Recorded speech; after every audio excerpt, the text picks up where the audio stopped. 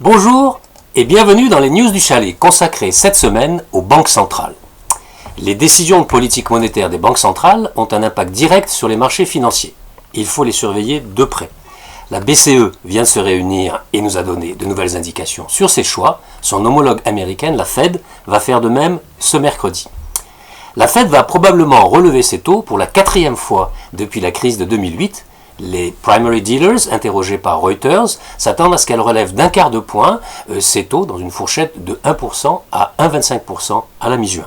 La Fed devrait encore remonter ses taux une ou deux fois, peut-être en septembre et décembre cette année, et probablement 3 fois en 2018. La Fed d'ailleurs prévoit que ses taux atteindront 3% fin 2019. En Europe, la BCE a maintenu ses taux directeurs inchangés le 8 juin, comme prévu, tout en fermant la porte à de nouvelles baisses des taux, car l'économie se comporte bien. C'est une bonne nouvelle.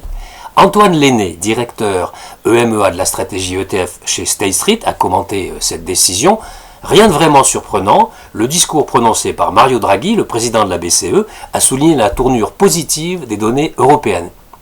Cet optimisme a clairement constitué un point positif inattendu cette année et devrait soutenir les actifs à risque en Europe au second semestre 2017, si l'agenda politique ne réserve aucune mauvaise surprise. Il est donc relativement optimiste pour la deuxième partie de 2017. Ça aussi, c'est une bonne nouvelle. Mais si la BCE a réitéré, comme attendu, son engagement à maintenir ses taux à un faible niveau aussi longtemps que nécessaire, elle a en revanche franchi un petit pas en n'envisageant plus de les baisser davantage, je mets des guillemets là, un passage encore présent dans les précédents communiqués. Elle va donc progressivement, elle aussi, mettre fin à sa politique monétaire ultra accommodante, probablement à partir de l'an prochain. En tout cas, c'est ce que pensent la plupart des observateurs. Elle prépare donc les marchés à cela. Car tout l'art de la communication des banques centrales consiste à distiller au fil des mois et des communiqués de petites indications qu'elles donnent sur leurs intentions, avec leur guidance, c'est le mot anglais qu'on utilise d'habitude, afin d'opérer progressivement et de laisser au marché le temps d'anticiper et de digérer ces changements. Les relèvements de taux aux États-Unis l'an dernier n'ont pas causé de remous, car ces opérations étaient préparées de longue date par la Fed.